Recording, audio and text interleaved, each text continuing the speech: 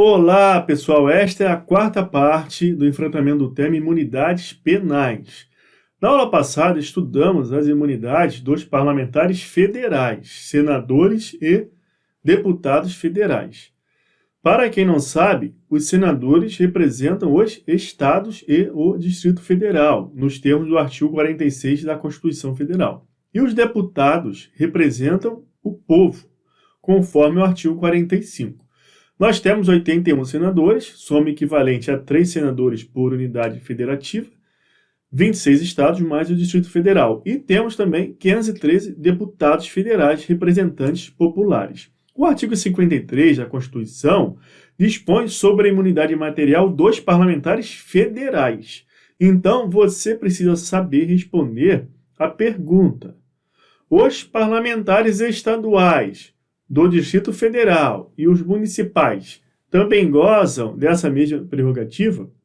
Pois bem, existem peculiaridades que você deve conhecer quanto a cada um deles. Com relação àquela base principiológica do porquê as imunidades existem em nosso ordenamento jurídico, tudo que eu falei com relação aos parlamentares federais, você traz para cá para o estudo das imunidades materiais com relação aos demais parlamentares. Segue tudo aqui no mesmo sentido. Então, uma vez que você já domina esse fundamento, vamos focar diretamente nas regras específicas e peculiaridades que eu vou falar sobre a imunidade material dos deputados federais do Distrito Federal e dos vereadores. Vamos iniciar trabalhando a imunidade material dos deputados estaduais e do Distrito Federal.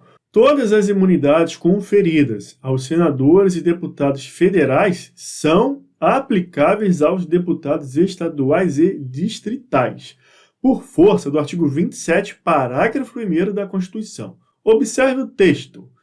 Será de 4 anos o mandato dos deputados estaduais, aplicando-se-lhes as regras desta Constituição sobre sistema eleitoral, inviolabilidade, imunidade, remuneração, perda de mandato, licença, impedimentos e incorporação às Forças Armadas. Observe a abrangência da imunidade com relação aos parlamentares estaduais e do Distrito Federal.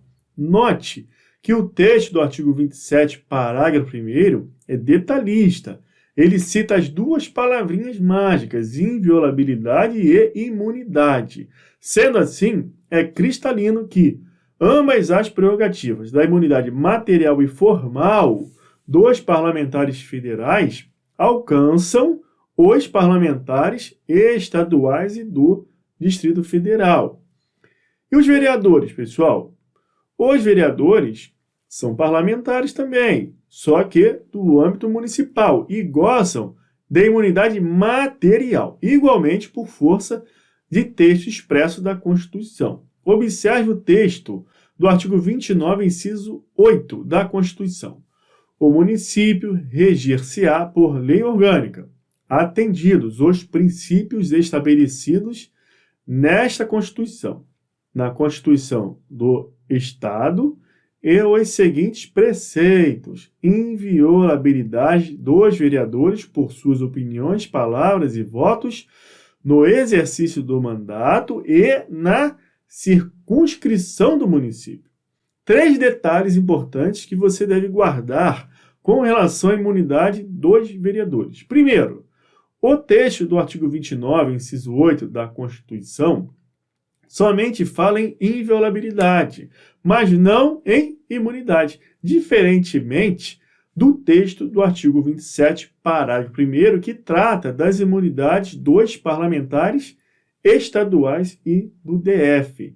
Logo, guarda isso, vereador não goza de imunidade no sentido formal, mas apenas no sentido material, que é sinônimo de inviolabilidade. Observe esta alternativa considerada correta em questão de concurso público para o cargo de advogado da Câmara de Mogi das Cruzes. O vereador municipal tem apenas imunidade material, não lhe tendo sido atribuída a imunidade formal. Observe agora a alternativa errada, objeto de questão de concurso público para cargo de juiz do Tribunal de Justiça de Santa Catarina. Os deputados federais, estaduais e os vereadores são invioláveis por suas opiniões, palavras e votos, desde que proferidos no exercício do mandato. Tudo bem, mas com ressalva. No entanto, os deputados estaduais e os vereadores gozam dessa garantia, apenas na circunscrição do respectivo ente federativo. Essa parte está errada. Por que eu coloquei que a primeira parte da alternativa está certa, mas com ressalvas? Porque, com relação aos vereadores, existe um plus. Além de ter que se avaliar a relação da manifestação com o mandato, os vereadores só gozam dessa imunidade material na circunscrição do município, nos termos do 29.8 da Constituição, conforme lemos. Por fim, vamos resolver essa questão de concurso público cobrada na prova para o cargo de procurador da Assembleia Legislativa de Goiás. Essa questão é bastante completa e, assim, podemos revisar com maior abrangência o que estudamos sobre imunidade material dos parlamentares. No que se refere à imunidade parlamentar, considerando-se o previsto na Constituição Federal de 88 e na jurisprudência do STF, assinale a alternativa correta. Para que haja imunidade material aos deputados estaduais, é necessário que as respectivas opiniões, as palavras e os votos tenham relação com o exercício do mandato e que tenham sido proferidas dentro dos limites territoriais do respectivo estado. Esta alternativa está errada, porque a restrição existe apenas com relação aos vereadores, nos termos do artigo 29, inciso 8 da Constituição Federal. A primeira parte da alternativa está correta, pois é regra geral que a manifestação do parlamentar, para estar abrangida pela regra da inviolabilidade, deve guardar relação com o exercício do mandato. B. Em relação à imunidade material, vigora o princípio da disponibilidade, permitindo-se ao parlamentar livremente renunciar a certas garantias conferidas constitucionalmente. Pessoal, não é possível que o parlamentar renuncie a uma prerrogativa que existe por força de mandamento constitucional, para fins de dar efetividade ao exercício do mandato. A prerrogativa diz respeito ao cargo, não sendo um privilégio conferido à pessoa que foi eleita. C. A garantia constitucional da imunidade parlamentar em sentido material se estende ao congressista, quando na condição de candidato a qualquer cargo eletivo, venha ofender moralmente a honra de terceira pessoa em pronunciamento motivado por finalidade exclusivamente eleitoral que não tem relação com o exercício das funções congressuais. A alternativa está errada por dois motivos. Primeiro, porque o candidato ainda não foi eleito e, por consequência, não está em exercício de mandato eletivo algum. Segundo, porque a inviolabilidade alcança as manifestações que guardam relação com o exercício do mandato. No caso, a alternativa relata exemplo de manifestação no interesse pessoal de ser eleito. D.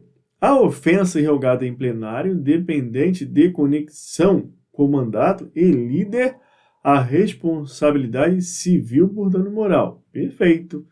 Esta resposta está correta conforme o entendimento do STF. Mas não confunda plenário com as dependências de casa parlamentar, tá ok? Quando em plenário, presume-se que a manifestação se dá em razão do exercício do mandato. Quando nas dependências do Congresso, lá nos corredores, no gabinete, não. Nesse caso, a avaliação da qualidade da manifestação deve observar a regra geral da pertinência com o exercício do mandato. Observe-se julgado do STF, divulgado no informativo 969. O fato de o parlamentar estar na Casa Legislativa no momento em que proferiu as declarações não afasta a possibilidade de cometimento de crimes contra a honra, nos casos em que as ofensas são divulgadas pelo próprio parlamentar na internet. A inviolabilidade material somente abarca as declarações que apresentem nexo direto e evidente com o exercício das funções parlamentares. O parlamento é local por excelência para o livre mercado de ideias, não para o livre mercado de ofensas. A liberdade de expressão política dos parlamentares, ainda que vigorosa, deve se manter nos limites da civilidade. Ninguém pode se escudar na inviolabilidade parlamentar para, sem vinculação com a função, agredir a dignidade alheia ou difundir discursos de ódio, violência e discriminação. Segundo a jurisprudência do STF, a Constituição da República atribui ao suplente de deputado federal ou de senador a prerrogativa de foro perante essa corte. Esta alternativa está errada. Você já estudou a razão de ser das imunidades. Trata-se de questão de lógica, de entendimento, não é de decoreba. Se a imunidade material mantém relação com o exercício da função parlamentar, é lógico que o suplente, que nada exerce ainda enquanto suplente, não vai poder se valer da imunidade material. Tá ok? Com isso, eu fico por aqui. Na próxima aula vamos trabalhar a imunidade material do advogado. Espero que vocês estejam desfrutando do curso. Bons estudos e bom proveito.